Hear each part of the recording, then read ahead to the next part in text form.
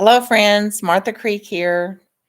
The science of mind, a faith, a philosophy, a way of being.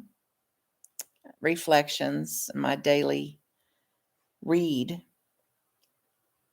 referencing pages 74 and 75 in the definitive edition of The Science of Mind. In the scientific discovery of law, certain theories are postulated. Such theories may develop through research and investigation. When a theory proves to be correct, and after many experiments, then a principle is announced.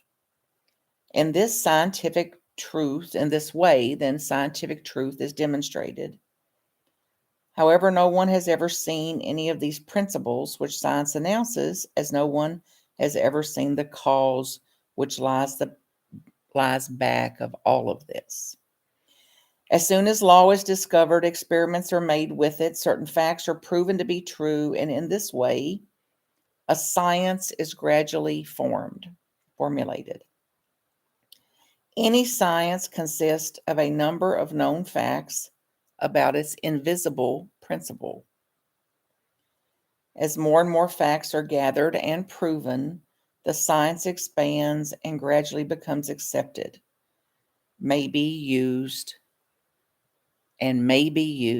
by those who understand it, and will be used by those who understand it. So then it's important, maybe for you, certainly for me, vital even, for me to approach this science of mind with awe, curiosity, wondering instead of fear, got to figure it out, got to know, but an awe, a curiosity, a possibility. And for me, some humility, a more humble spirit. And to certainly do so without filtering it through notions and concepts of deservability or worthiness or other conceptual misunderstandings.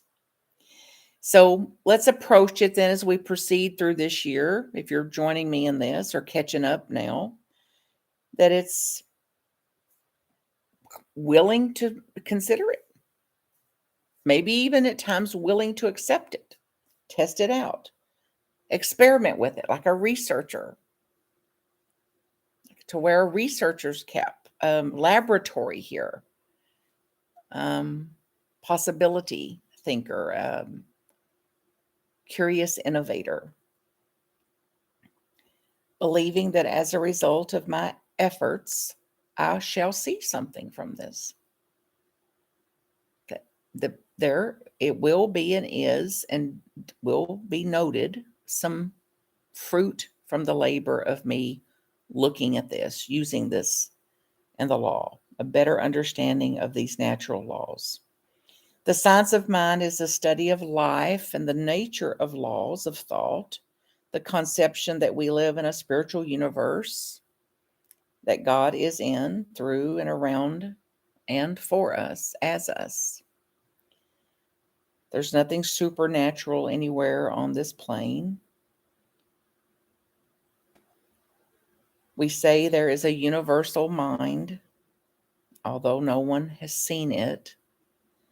We say God is spirit, but no one has ever seen God. The Bible says no man hath seen God at any time.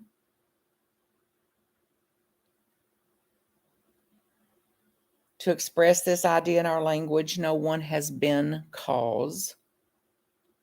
Because we see an effect, we know there is cause.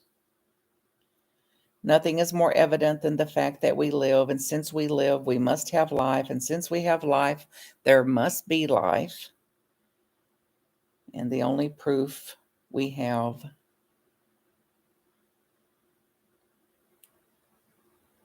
what is the proof that you have?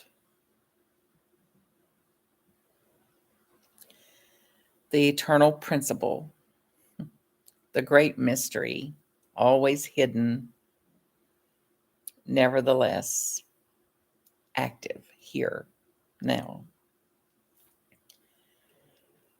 Also, caution a little bit as I read this portion about the mental impressions I'm holding. We talked a little bit about it yesterday.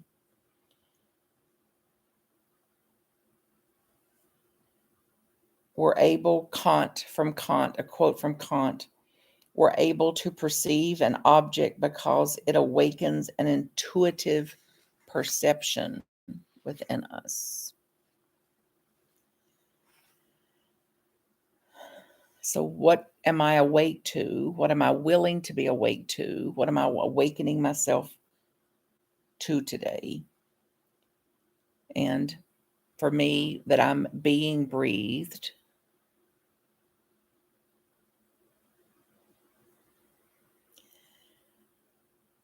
Our images of thought will cause an inner state.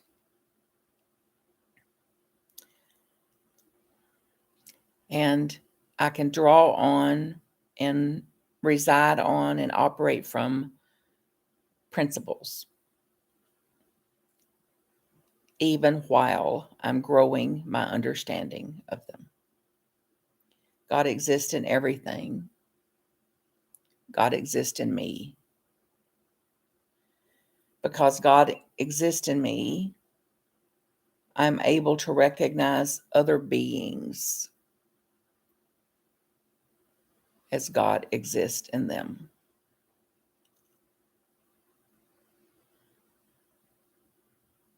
Sometimes. See you tomorrow.